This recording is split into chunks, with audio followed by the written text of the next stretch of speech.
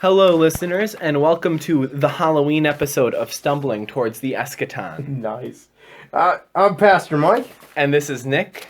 And we are, as we're always doing, looking at what's going on in the world and looking at what's coming up for Sunday. And the Sunday, October 25th, which is Sunday before Halloween, for us, we're Lutheran, if you hadn't picked that up yet.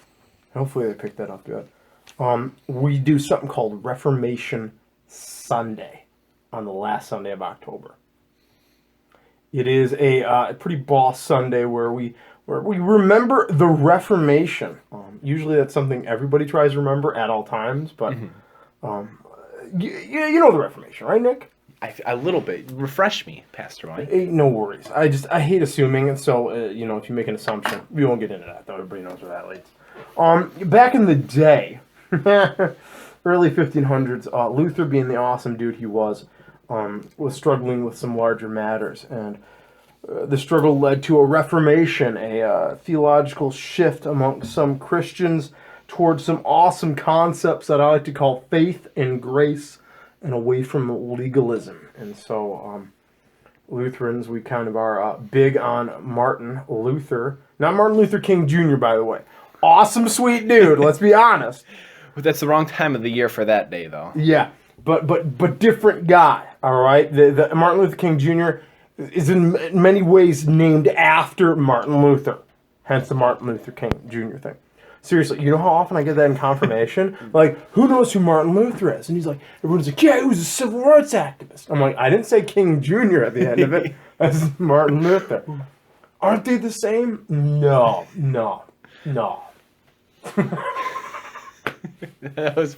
That was me when I went through confirmation. They're like, you know who Martin Luther was? And I was like, activist guy? And they're like, you could be no farther than the truth.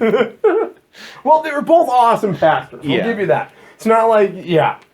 Oh, man, I always loved that. No, different guy. And at least you don't have the issue like on MLK Day where somebody's like, let's celebrate the Reformation. Everyone's like, what? Yeah. So two different dudes, both awesome dudes, but some different jams going on with them. But yeah, no, so October 25th, as we're looking ahead, there's actually a really awesome passage that we're looking at. And it's in the book of Romans. Now, this is a little bit different, because we usually hit the gospel, don't we, Nick? Yes, we do. And, the gospel is a good one for this Sunday, but this Romans text is pretty awesome. It is Romans 3, and it's verses 19 through 28. If, you want to look it up later and those sorts of things. I don't know. I'm not going to read the whole thing. But one of the key sections is verse 21. But now, apart from law, the righteousness of God has been disclosed and is attested by the law and the prophets. The righteousness of God through faith in Jesus Christ for all who believe. For there is no distinction, since all have sinned and all fall short of the glory of God. They are now justified by his grace as a gift through the redemption that in Jesus Christ, whom God put forward, etc., etc. It's a great passage, because, I mean, legalism's a bear. I mean, I don't know if you ever run into legalism, Nick. Maybe. If you pay me to. Nice.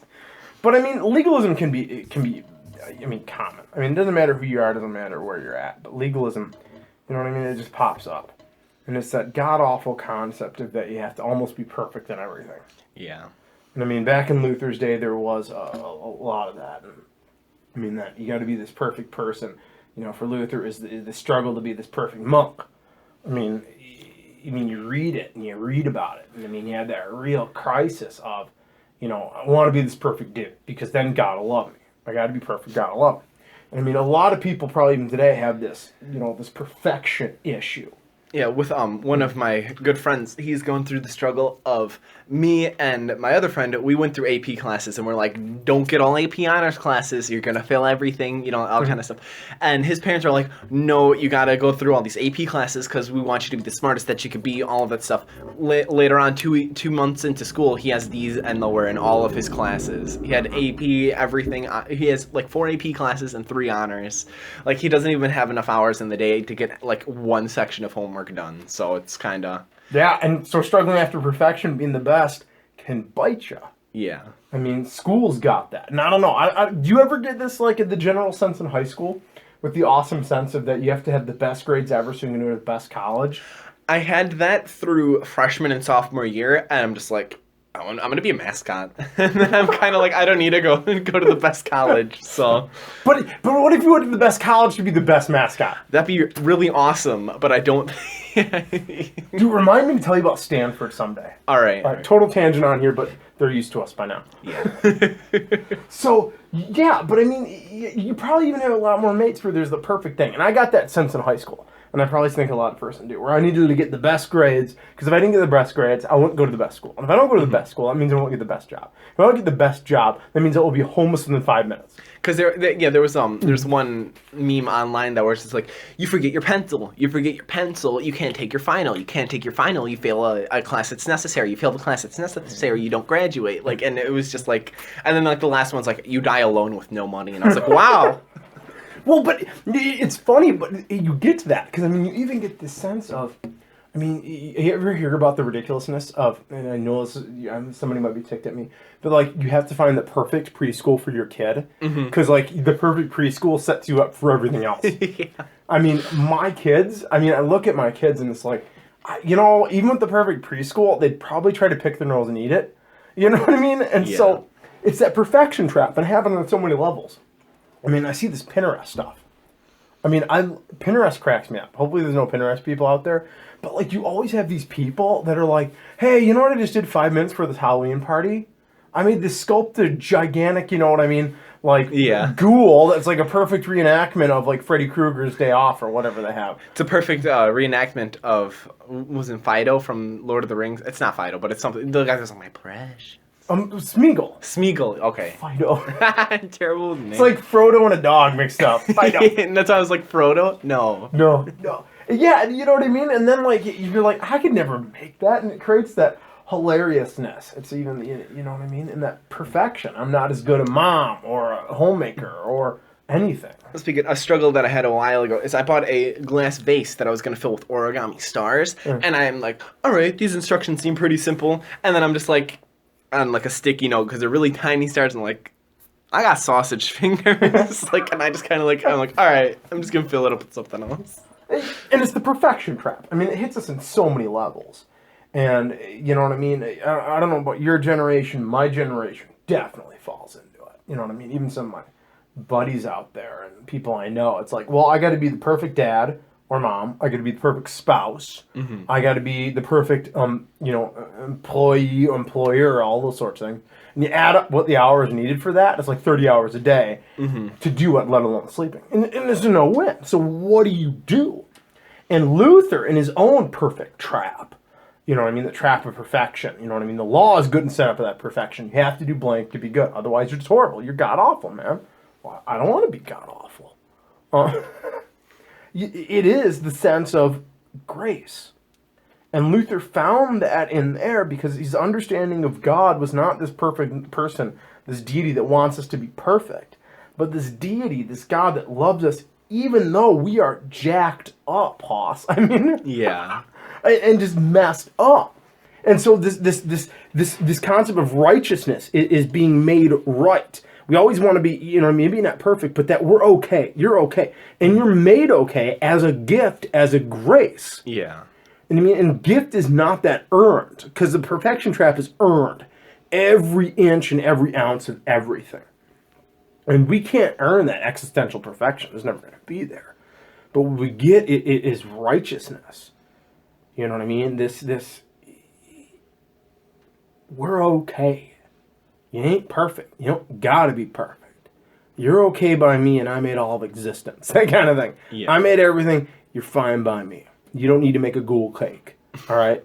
Your kid doesn't need to have 30 bounce houses at their birthday party. I mean, that'd be awesome. They'd call you the best parent until they turn like 13 and then be like, I hate you, Mom. And then, but oh, man. I feel so sorry for you.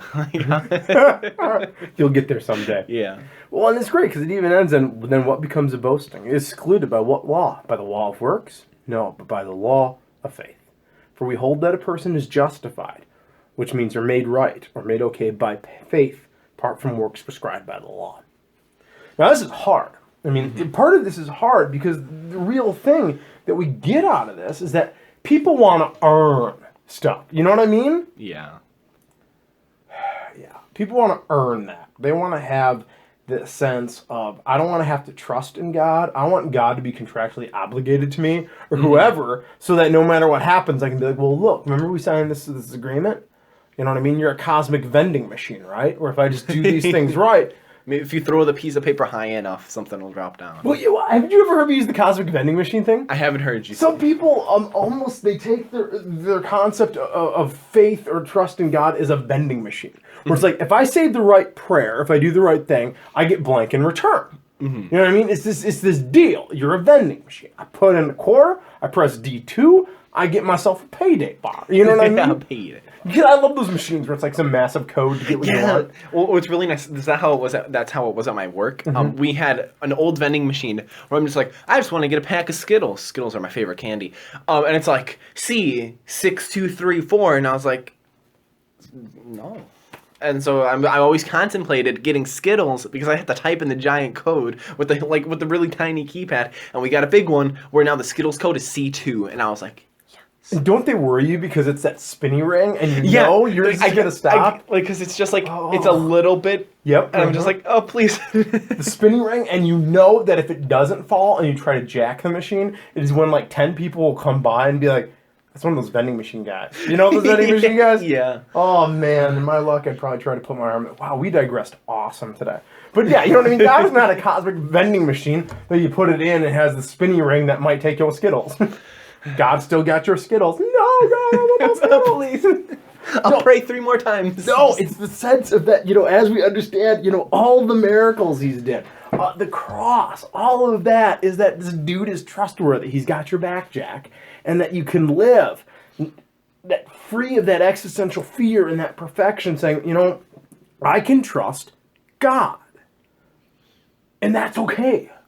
I don't need to be perfect. I don't need to be wealthy. I don't need to be all these things. It'll be okay. And that, I mean, it's that amazing Reformation quality. And the thing that continues to blow my mind is that almost every age and every era, the same legalism perfection trap comes up in so many different ways. I mean, the monastic life for Luther, the Pinterest. You know what I mean? I almost think bands sometimes get that. Mm-hmm. You know what I mean? Like we need to top the charts, like that kind of. Or even let's say your freshman album is like the best thing ever, and you're almost like, oh man, I wish we wouldn't have done a good job. Like with like one band that did that was the Cranberries. Like their first album was amazing, and then they just went to poop afterwards. And you're like, please, you had such good. Well, but there's that pressure because we got to top it. Yeah. You know what I mean? I don't know. I've used the phrase like gunslinger syndrome. Uh-huh. If you're the top, everybody's gunning after you, and it gets to be stressful. Yeah. Now I'm saying that mediocrity is the best goal. Let's be mediocre. Hey, that's me. Just pass high school. Yeah. Woo! C is for cookie. It's good enough for me, right? Yeah. No, I'm not encouraging the Cookie Monster grade philosophy. But I do live by that. And it's rough, man. And so that Reformation concept. Because the danger is, I don't mean to be mean, but the church can fall into it sometimes. Yeah. Well, you got to be perfect, and I get tired of some of these dudes and dudettes preaching about, well, you're never going to be good enough. No, we ain't, man. But they have no grace in them. All they got's law, trying to beat folks down, and that just bothers me. Because I tell you what, you look out enough in the world, there's enough beat down to go around. Mm-hmm. You know what I mean? There needs to be some more grace. And that's just a really important concept. And it's huge. And it's huge. I mean, it's life-saving. Not to get too deep on it, but sometimes I think, not to hit it close to home, but, the leading cause of suicide is a lack of grace. Mm-hmm. For themselves or from the community or somewhere else. Yeah. Ain't no grace. Because with the pressures of society and, all of that stuff, that's, with the... You're not going to have, if you don't have friends, you're not going to have a successful career, or, that kind of stuff. If you're not hanging out with the right group of people, if you're not hanging out, with, all of that kind of stuff. And then you get those weird ones that just fly under the radar that do have the friends, but just something just happens, Yeah, and you're curious, too, you know what I mean? And again, I don't mean to oversimplify, because grace is definitely not simple. Yeah. But, was there were they connected? But was there always that self issue of like, they're my friends, but they really don't get me, or I'm still not good enough, yada yada yada. And you wish you could just crack into that shell and be like, dude, Yeah. you're fine. Not in the sense to override your struggles, but at that basic level, you're okay. Yeah. I could talk. Trust me. One of my friends yesterday, she was having the struggle of, I need to get A's in all of my classes, and I just bombed a class, or I just bombed the first test in AP Music Theory, which is the hardest school, or the hardest class that they have at my school. AP Music Theory? Good gravy, And brother. so she's just like, I bombed it and I checked, and she got a C on it. And I'm like, if I got a C on that test, you know how happy I would be?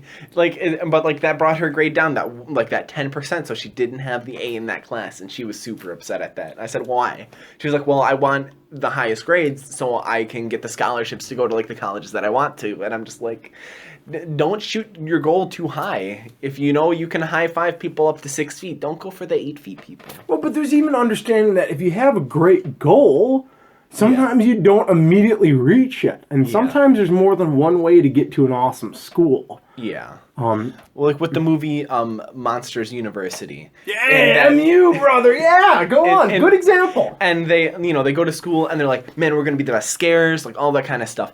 And they ended up getting kicked out of the school. They go through this whole challenge. And they ended up cheating, and there's well, because you cheated, you're getting suspended from the school, you're never going to be a scare, and not suspended, but expelled. And they're like, you know what, we can still work at the factory, and they start off with just being male people, and then they just work their way up to being scarers. And it shows that, even if you're, and I like the message of that movie a lot, in that college dropouts aren't always failures in life. It's what you do with your life depends on how you go. Well, and even, it's that funky reality. Is there grace enough in our world to say, maybe not everybody needs to go to college? Yeah. Not the sense that, because there's other schools. There's other things. I got kids, and I don't know what they're going to be when they grow up. Hopefully what they're going to be is awesome, but what they're going to do for a living. Because nothing's worse than assuming what you're going to be is what you do for a living. That's a dangerous trap also. I hope Leo becomes a luchador. Luchador. Yes. Los luchadores. Luchador. I think that'd be amazing. That would be amazing. I don't know if he has the correct ethnicity to break into that. Not, but the sense of, what if his skills, gifts, and abilities that God gave him don't fit the assumptive norm? Mm-hmm. Well, you should be part of a business. Well, maybe that's not his bag. What if he's got the amazing gift to, machine things? Because we have to have certain parts. What if that's his God-given gift? Well, if he can get the training to do it even better, why not do it? Yeah, because with each year, there's been a decline in the amount of plumbers and all of that. Skilled tradesmen. Yeah, that's just been declining every year, and because when you go to school, all you hear is, "Oh man, be a doctor, be a lawyer," all of those things that. But we need those labor people too. Yeah, because not everybody can be a lawyer, and it's not everybody's gifts. Yeah. And it's part of that perfection trap to be well, I want to be this one job that makes a fortune. Man, find something that gives you life, man. There's grace enough in the world to find a gig that you can earn an honest wage and not lose your soul in the process. I think one of those things that Leo should be doing is he should be prepared for trick-or-treating, because, it is going to be Halloween. So. Oh, you want to get out of that one? Yeah. Let's do it. Let's do it. All right, so what are your plans going to be for Halloween, Pastor Mike? My plans for Halloween is, have I ever told you my favorite part about Halloween? No. It is not going around, it's handing out candy. I love handing out candy. Now, it might blow some people's mind, but I am a pastor who likes Halloween. Oh my God. Oh my gosh, let's lean toward that. But it's the sense of, because you got, supposedly, people are wandering around and supposedly these devilish costumes, yada yada. Okay, on the surface level, let's take that. But let's take it to the deeper level. Is there any other day of the year that you see people in the neighborhoods going around talking and visiting with each other anymore? No. Man, we've lost so much the sense sometimes of our neighbors and our community. But here is a day that for some reason we as a culture have sanctioned, saying, you know what you can do? on this day, you can randomly walk up to a person's house dressed as whatever you want, knock on it, and it is accepted that you give them food. I mean, if there's any other day of the year, I'm like, hey, can I have a pie? You know what I mean? Somebody would call cops. Yeah. I mean... That's what I do at my job. I'm working the register, and I'll always ask the high schoolers, I'm like, you guys going trick-or-treating this year? And they're like, I'm too cool. And I was like, you're never too old. Well, and I mean, you got the parents and chatting with each other, pulling their kids. It's not even a too cool thing. I view it as honestly one of the most grace-filled holidays in the world. For this express reason. I mean, Christmas, we think we deserve gifts. But there is this awesome sense that on this day, we are called to give to the stranger. Mm-hmm. Even the uncomfortable stranger. Because even as they wear the mask, they could be, you know what I mean, a superhero, they could be a ghoulish thing. But here is this ghoulish thing, this neighbor that we might not like, you know what I mean? Yeah, or symbolically, that this is that, what is I fear, this is not joy. But we're still called to give to them something good and sweet. And in doing so, there's almost this awesome biblical concept of grace coming out. No kid deserves the candy that comes to the door. You know what I mean? Mm-hmm. But you give it freely. And I love the holiday, and I love being able to just freely give stuff to random people that come up to my house. I like the expression of, I can eat as much candy as I want on Halloween. I worked my butt off for it. You did! You did all the hiking. But I love it. I mean, I love Halloween for that reason. Because me and my girlfriend are gonna be doing trick or treating this year. Because we're having a party with maybe like 6 people, and afterwards we're just gonna go trick or treating, and we're gonna have fun. And it's gonna be awesome, and everyone's gonna give me the licorice because everyone hates licorice, but I love it.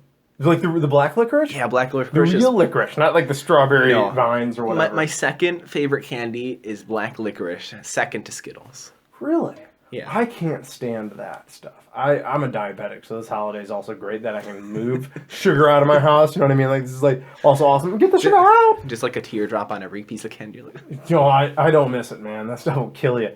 Mm-hmm. But I don't know. I love it. I love the grace. I love the concept, even biblically, of welcoming the stranger. And even the old phrases of entertaining angels unaware. And what other holiday do you do that? On Halloween, in such simple ways. And it's cool, you know what I mean, for kids to be able to dress up as something. And now that I'm thinking about it, speaking of the reading of Romans, is that, you know, God gives you the gift of, you know, being freedom of your sins. Halloween gives you the gift of candy for walking out and doing stuff. Like, you don't pay for the candy that you're getting. Exactly. That symbolism is great. It is undeserved. It is a free gift. Yeah. It's... You know, if you're willing to look deep into a lot of things, you can find a lot of grace, you can find a lot of goodness. That's the fun thing about grace. It's often there, we just fail to see it. Mm-hmm. I don't know. Yeah. I think that'll be a good wrap-up for today's episode of Stumbling Towards the Eschaton. And remember, as always, listeners, keep on stumbling. All right. See you next week. Bye.